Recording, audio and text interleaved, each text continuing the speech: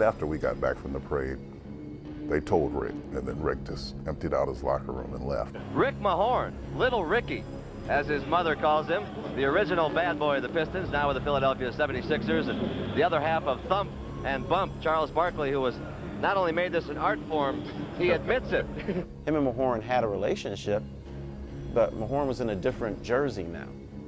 And so, in Bill Laimbeer's mind, you're the enemy.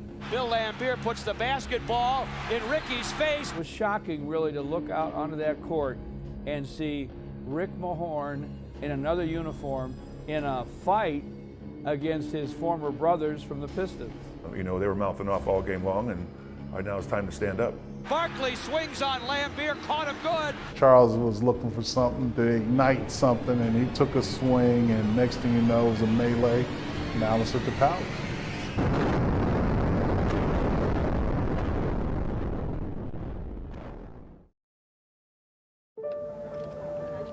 You know, today, I guess, was the last straw in the end for all of us in terms of our bad boy image. You know, we were 12 guys who were together. We worked hard all season long. We worked hard for the last 3 years. And one of us is gone now. Rick Mahorn's not here. Well, it was expansion right after that series. Minnesota came into the league. I thought I was going to go to Minnesota because I already had talks with them. So I thought I was going to be unprotected. But then at the last minute, they protected me and didn't protect Rick.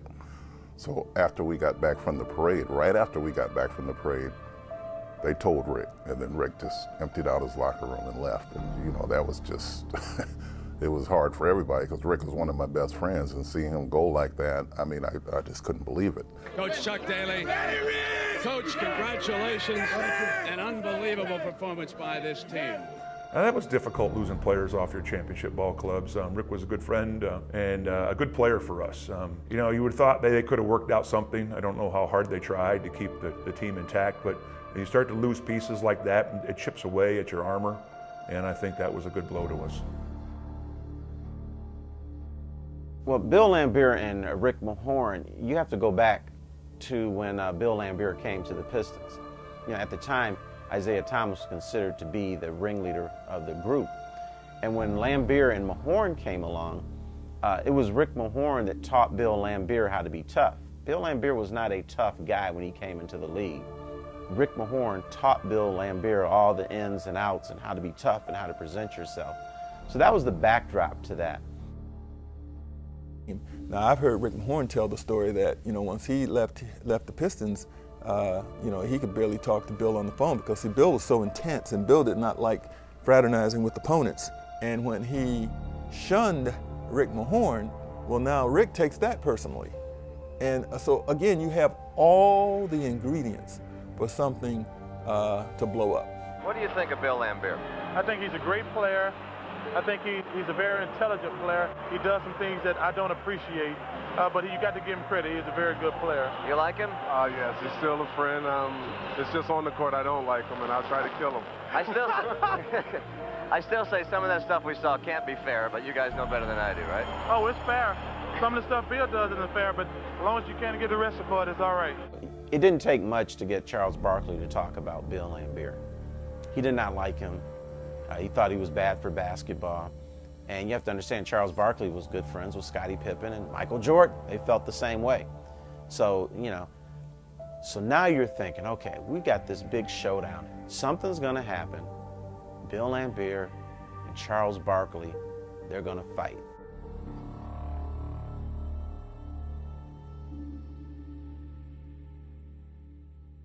Good evening, everybody, and welcome to another exciting night of NBA basketball. This is George Blaha with Greg Kelser at the Palace, and we have people like Isaiah Thomas and Joe Dumars and Bill Laimbeer and Dennis Rodman and the rest of Chuck Daly's Pistons against Jim Lynam's Philadelphia 76ers. Sir Charles Barkley is their star, their heart and soul these days, the ex-Piston Rick Mahorn. There'll be a collision here tonight. We knew when we played those guys, it's going to be a very physical game. You know, Horn's still pissed that he left. You know, he's with Charles Barkley, one of the most physical guys in the league. and Charles likes to talk a lot, and Rick likes to talk a lot, and there was a lot of talking going on in that game. So I knew something was going to happen sooner or later, because you got to stand up for yourself. The Pistons win the tap on Capers' throw.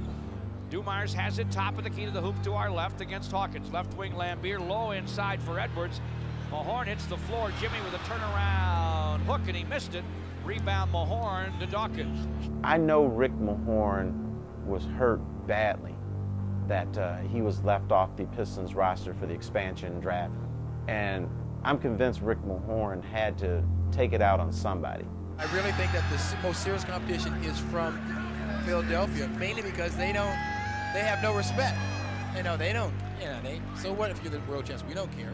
I don't know if Horn instigated as much as folks may have led to believe, or was Charles the one really gassing it up at that point in time? In the lane, fires over Sally, no. Good help by Sally. Follow Mahorn, no. Follow Barkley, yes. He dunks and then hangs. Rodman catches him and then shoves him away. It's kind of foggy. I mean, I just remember Charles just talking to Lamb the whole game. I mean, he was just talking about his mom, talking about whatever. And during halftime, I come and I said, Lamb, you're going to have to do something about Charles, man. You can't let him just talk like that. And the war of words is on as Charles Barkley said something to Bill Laimbeer as he departed the game. If I recall, I think we were losing the game. And it was at a time that the play was in front of our bench. I think it was coming off of a free throw. One thing happened, tussle here, tussle there. And I don't necessarily think it was Ricky and Billy going at it as much as Charles and Billy really getting into it. 105-95, 18 seconds left. Jaminski inbounds to Mahorn. Ricky Mahorn driving all the way, coast to coast for the dunk. Says something to Rodman. Bill Laimbeer puts the basketball in Ricky's face. At that particular time, it was I dunked on Rodman, and we were talking smack the whole game. It wasn't chippiness, it was just more of talking smack. Barkley swings on Laimbeer, caught him good. They're going at it. But what started out as Mahorn and Laimbeer became very quickly Barkley and Laimbeer. That was the fight. It's a brawl. Major league, no question.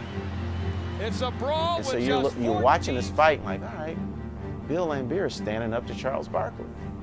And it kind of disappears like, damn, is Bill Laimbeer beating Charles Barkley in this fight? I do remember Lamb actually cupping Charles and getting a couple of real nice undercuts in on Charles. On the deck is Laimbeer. I can't tell who's down there with him. It's got to be Barkley, though. It is, and they finally pull Barkley away. I got more respect for Laimbeer after that, because even though Barkley was a smaller guy, you're thinking, all right, he's going to show Bill Laimbeer who's boss.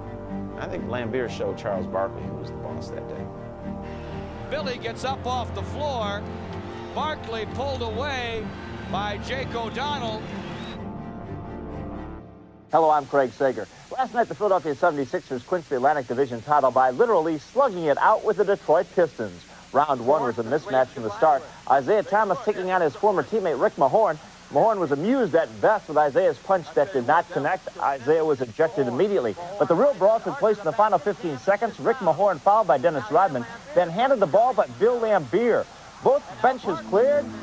Charles Barkley and Bill Laimbeer on center stage. Well, here's the thing. Here's the thing that I like. You know, true competitors, true athletes can have the heaviest of rivalries during the course of a game, a season, and even a career.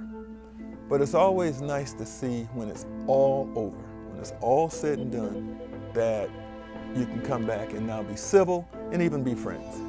You got a little fight tonight. You got a little mark on your left cheek. I cannot believe he went for my. I told him he wanted a shot at the heavyweight title, but I think I got him in a decision. Everybody wanted a piece of Laimbeer. I mean, you know, him and Bird got into it all the time. Him and Robert Parrish got into it all the time. But I mean, I got into it with Lamb at practice a couple times myself. I mean, that's just the way he was. Bill was just always red, white, and blue. He was a Piston, and he believed in his team, and he believed in the organization. And if you weren't in that organization, you're the enemy. And I didn't mind that approach, but when it's all said and done, he's still one of my best friends. So it's kind of nice that that I worked with him, and we're still friends. So, ladies and gentlemen, the National Basketball Association and the Detroit Pistons are committed to creating a safe and enjoyable sports and entertainment experience.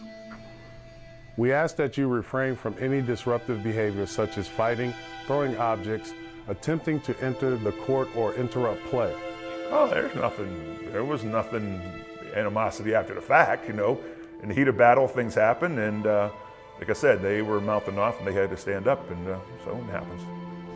Hey, please report any violations of these rules to the nearest usher, security, or guest services staff member. I mean, it didn't matter what we did on that floor at that 48 minutes. We're always going to be friends after the game.